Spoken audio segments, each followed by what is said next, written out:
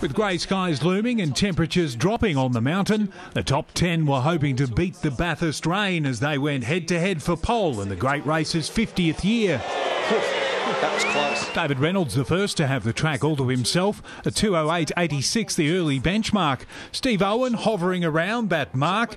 He'd fall more than a second short, but it was Garth Tander who raised the bar. He's in a 3/10 of a second gap between Tander and Reynolds at Sector 1. The reigning champion posting the first challenge for pole. Registers a 2:08.47. In his maiden shootout, Tim Slade would top the list of Fords until Shane Van Gisbergen hit the track, and he was pumped. Fired up and flying, Ford hitting the top of the timesheets. 23-year-old Kiwi is known for his aggressive racing.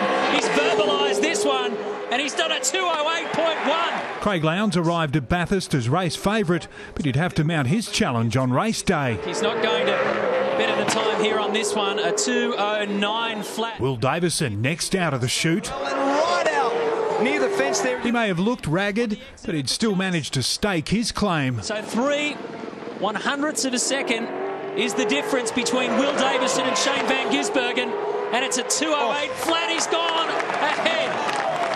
A nervous wait for Davison. His FPR stablemate Mark Winterbottom could only manage third. And while Fabian Coulthard posted a respectable time, having him on the second row of the grid, the gods looked to be conspiring against the last man out, Jamie Whincup.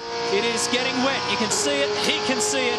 He'll know that it's only going to be worse the higher he goes up this mountain. But Whincup was proving a man for all seasons. And he's up 0.009 in worsening conditions.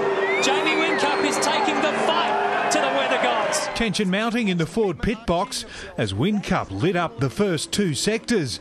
Yet another chapter in the classic Ford Holden rivalry. Can Whincup beat Davison, or will Davison's time stand? No, Jamie slots into second, and Will Davison gets his first ever pole position at the mountain. So Ford's dominating the first two rows of the grid for tomorrow's great race. Jamie Whincup the best placed Holden on the outside of the front row. Last year's winner Garth Tander to start from sixth, while many experts' favourite Craig Lowndes lines up on the fifth row of the grid. David Murdoch, Big Pond Sport.